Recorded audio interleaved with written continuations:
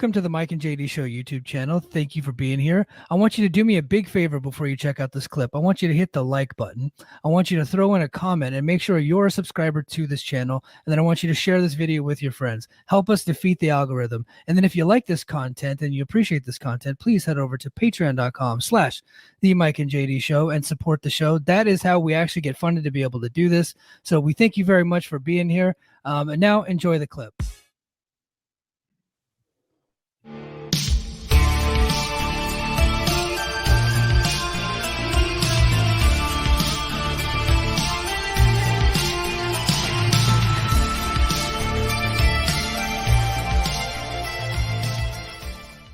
This is amazing, by the way.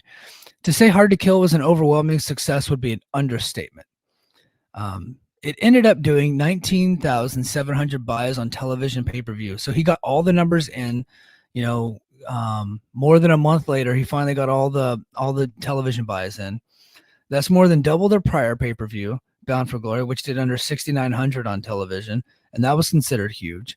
The show ended up doing more than even the Kenny Omega versus Rich Swann champion versus champion show. And if you factor in streaming buys, this should end up around 60,000 pay-per-view buys, which would be the same as Samoa Joe versus Kurt Angle record that was set at TNA Genesis in 2006.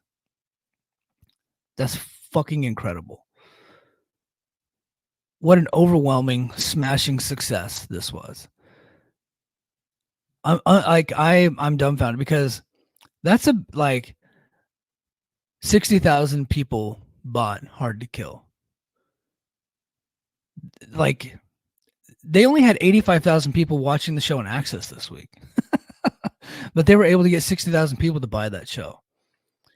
And I think part of it is the name change. I would say that's the most of it. There wasn't really a build for the pay-per-view. The build stunk. They didn't do TV for 2 months, so it was all like the TNA name, the rebrand, the excitement around a new person coming in, which we all kind of figured was Nick Nemeth. So kudos to Nick Nemeth. And not only, I think the appeal of them kind of like running at the Palms in Las Vegas, because that's kind of like a big deal. In some circles, that's like a big deal. It's like, oh wow, they're in this really nice place. They're not in like a shithole like in Kissimmee, Florida, or the Hilario Center in Oswego, Louisiana. He goes on to say, in one rural-based company, TNA actually beat AEW World's End. So this is in one location. They actually, in that specific location, he doesn't say which location, TNA outsold AEW's World's End. And AEW's World's End did, 130,000, something like that.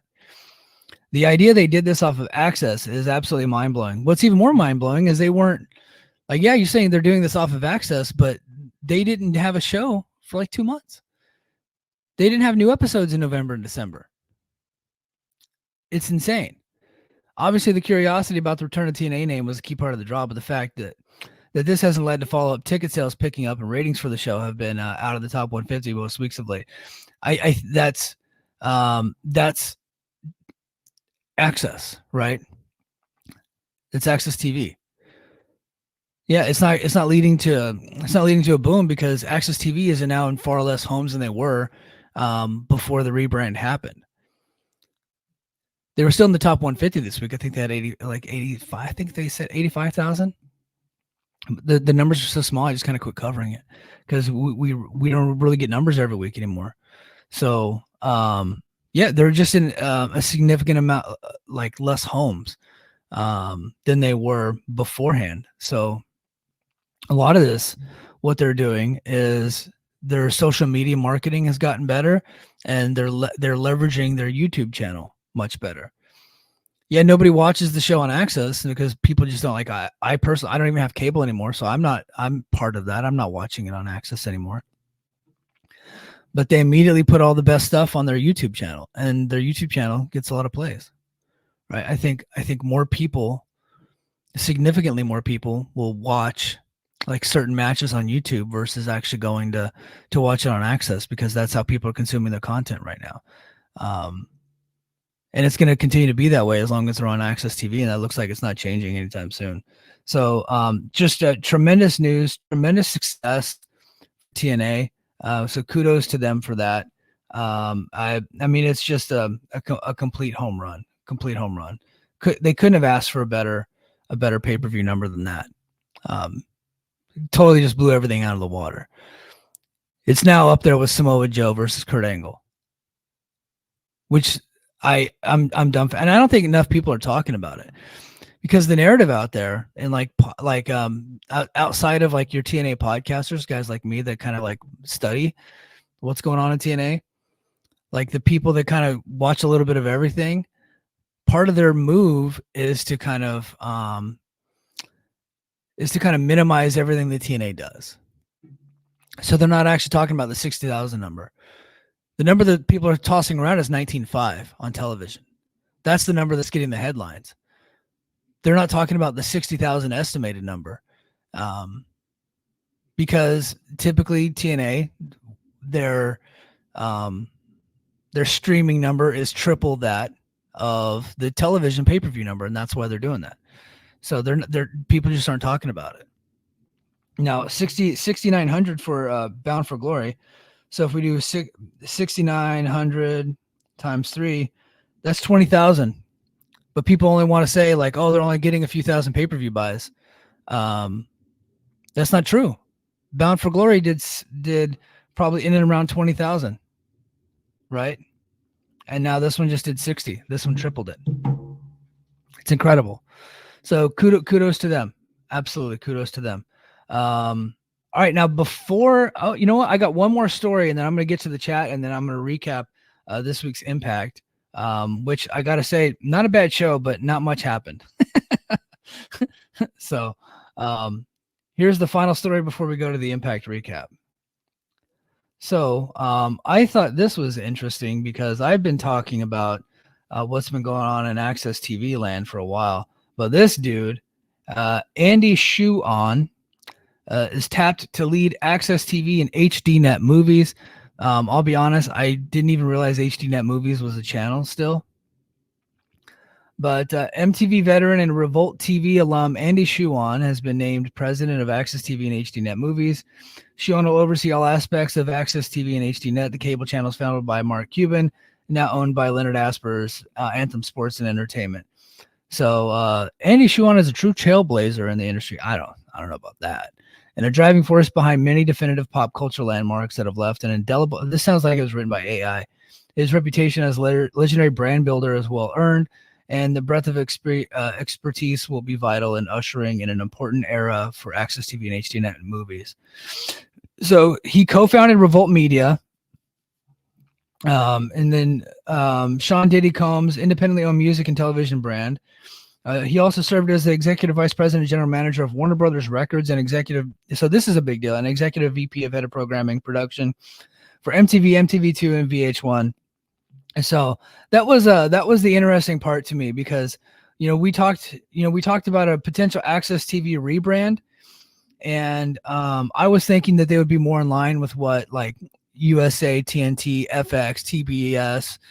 Like if they're trying to get themselves into more homes, like that would be the play. But hold on, swig of coffee for the working man. But it looks like by bringing a guy over from Revolt TV and MTV and Warner Brothers Records, that this is still going to be a music channel. I don't think that bodes well for increasing their visibility because I just don't think there's a big market for more music channels. If I want to watch music videos, just go to YouTube.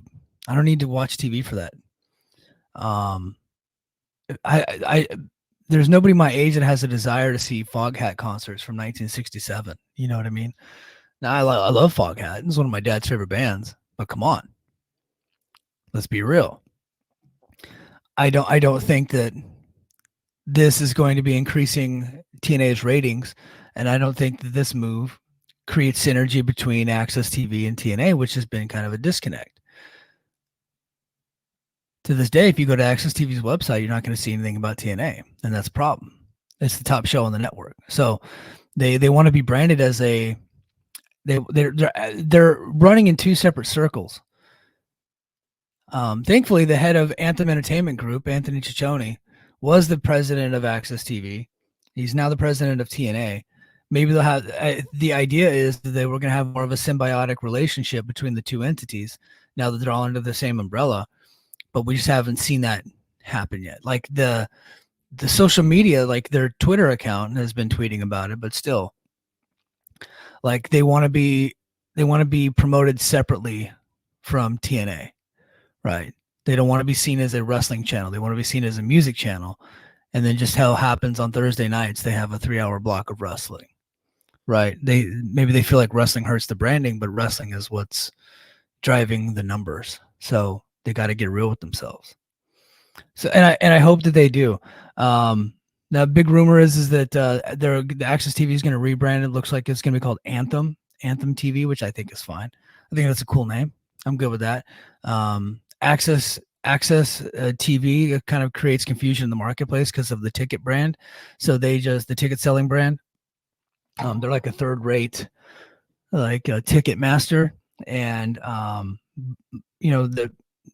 they promote a lot of concerts and sporting events.